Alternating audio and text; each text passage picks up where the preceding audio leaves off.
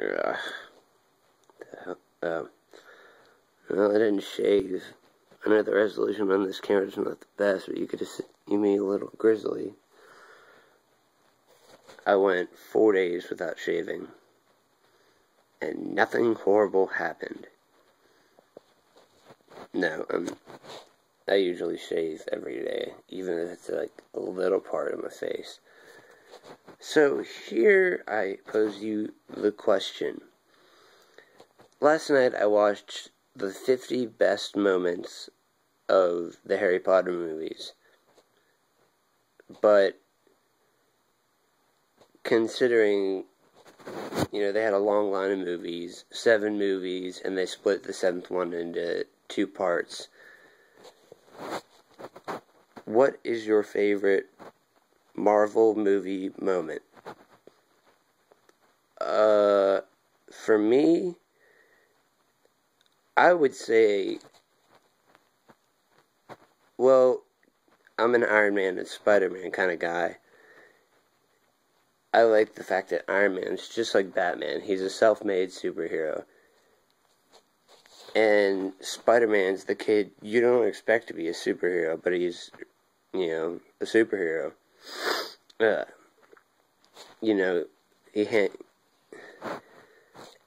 hides initially hides behind that geeky facade of Peter Parker. Then, once he gets out of that, in fact, in the movies, he goes from high school to college within the course of one movie. I wish I could have excelled my education like that. High school was okay for me, but if I could have gone straight to college and been, like the star student, just like he was in the movies, I would have taken it. Shit, if I could have got a girlfriend like Gwen Stacy, shit, I would have taken it. Mary Jane, shit, I would have taken it. Kirsten Dunst is really not what I picture Mary Jane in, like, The Amazing Spider-Man to be like. If anyone's familiar with Elena Satine, then not only does she look the part, but she can act the part. She's been in NCIS, even though it was a bit part. God, I kind of wish I knew her filmography and, like, TVography. You know what I mean? I don't know, it just seems like she's absolutely perfect for the part. She can sing and dance. So there goes the, MJ on Broadway thing. She doesn't really have to do any training for the singing because she already has an EP out. It's on iTunes. Let's see.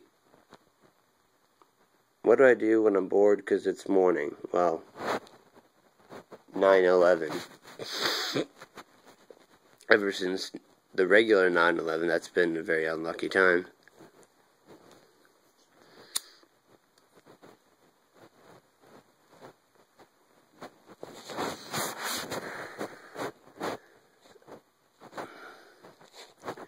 So I'd say my best Spider-Man movie moment was anything dramatic. Like, if he, the one thing from the first Tobey Maguire movie, when the Green Goblin's holding on to some kids on, like, a ferry or something, I don't know, and MJ and the other one, he catches both.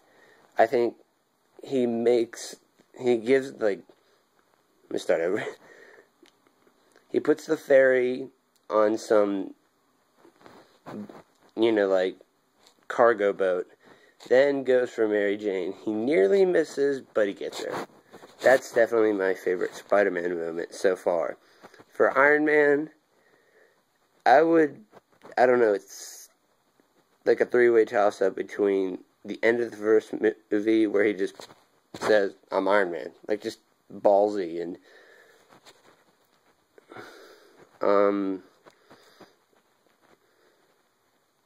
I don't know, would I say beating the Ironmonger, whatever it is?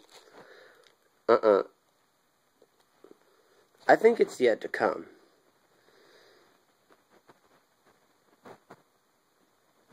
Or at least maybe I haven't watched the movies enough to have a favorite moment. I do like the Mark V suitcase armor. Excuse me. Again, early for me.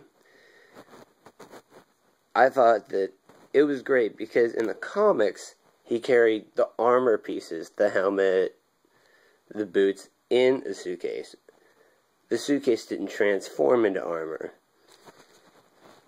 And a lot of people were suddenly calling it Silver Centurion because it had that colorway, silver and red. Gotta burp.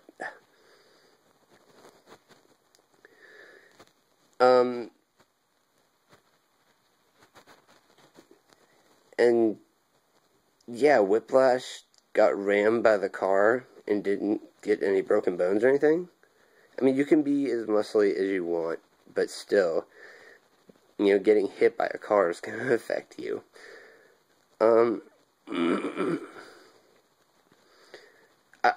Here we go. This has to be the best Iron Man moment from the first two. Him kissing Pepper. I mean, everybody's been thinking of it like, okay, he's gonna do it, but when? And of course it's broken up by Rhodey. Get your own roof. That's funny as hell. And then Tony says something about returning the suit, and he's like, I'm keeping this. And he just flies off. I hope they don't do it to him what they did in the comics and literally destroy half his body and have half his body be cybernetics. I don't know, I guess I like Don Shields as an actor enough to say, nah, man, that shit ain't cool.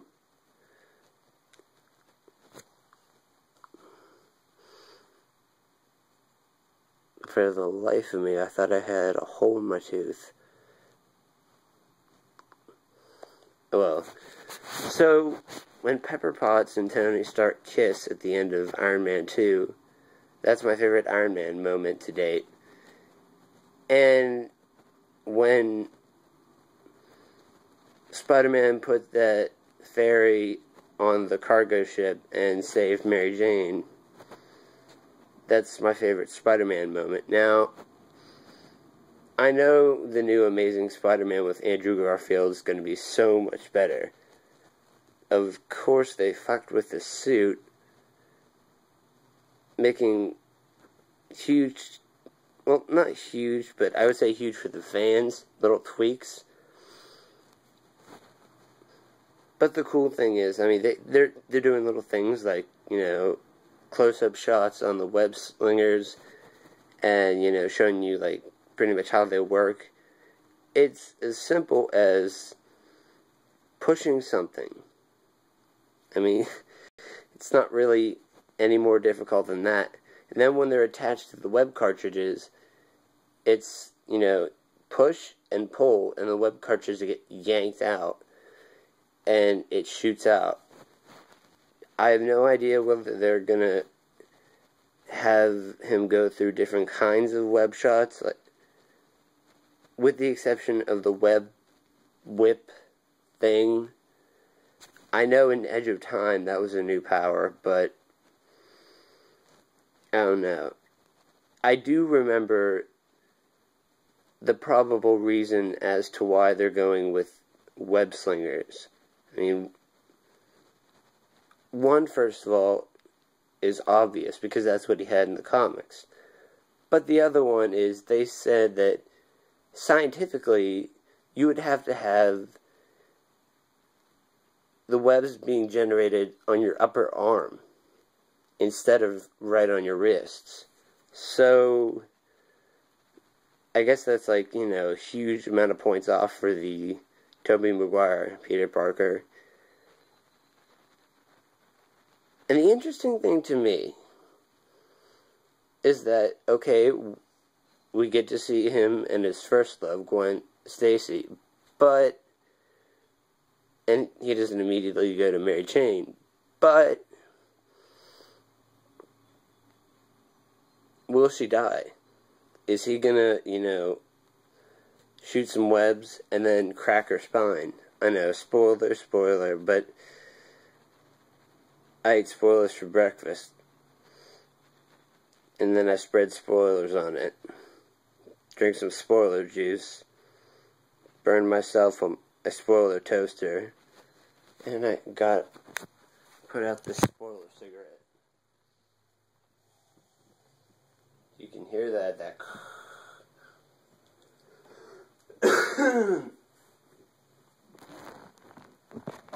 oh no.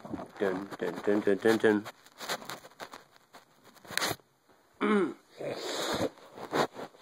Alright, 11 minutes in, and I think I'm going to go into movies that really need credit. And I only have two, because I just thought of them. But, first of all, Pandorum. It has, Dennis Quaid, who's been in, like, everything, and Ben Foster, who played Angel in X3, X-Men United. Wait, no, United was the second one. Last Stand was the third. And to be honest, they made Phoenix look real fucking creepy. Excuse me. That and my improper English is proper now. They. Wes Craven presents They. Did you hear that, Wes Craven? Yeah, I mean, I went to a local Best Buy and they had it in the bargain bin. But I saw Wes Craven in the title, so I was like, is that really good? Is that really the greatest product placement? Anyway, so I picked it up, and it was genuinely terrifying. It's pretty much, there is a reason to be afraid of the dark. Because anyone who says there's creatures in the dark, and they come and take you, it's just that. Then they mark you when you're a little kid. The mark comes up when you're an adult, and it leads the person to have a psychologically traumatic life. Just trying to clean my phone. So that no one would really believe him or her when they say, these creatures are coming for me.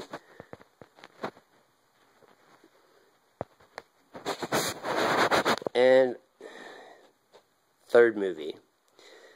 Unfortunately, I don't know the main actor, but it had a lot of other actresses that a lot of people know. Katherine Heigl. It had that girl from Clarissa Explains It All, of all people.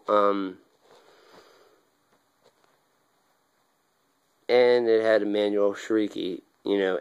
Most people know her from Entourage. I've seen other things she was in, like Snow Day.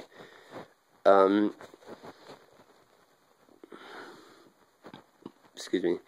It's about finding, your destined significant other. And at the end, the character Matt spills his guts in a dorm with just women called the, quote, Virgin Vault. That's a great name.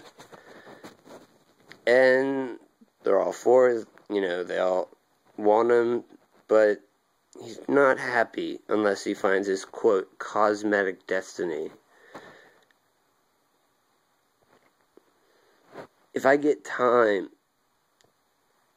I'll put the link to the ending speech. I don't know how many of you who watch this know the ending speech, but it's, quote, his Ninth Symphony. His words need to be more inspiring than Martin Luther King or Malcolm X. Like, he really tried to put that speech that he gave on a whole another level. Something we couldn't even comprehend. And if I had the balls to do it, I would. Hi, I'm Matt. Something like I wish I knew, like, anything other than bits and pieces of it.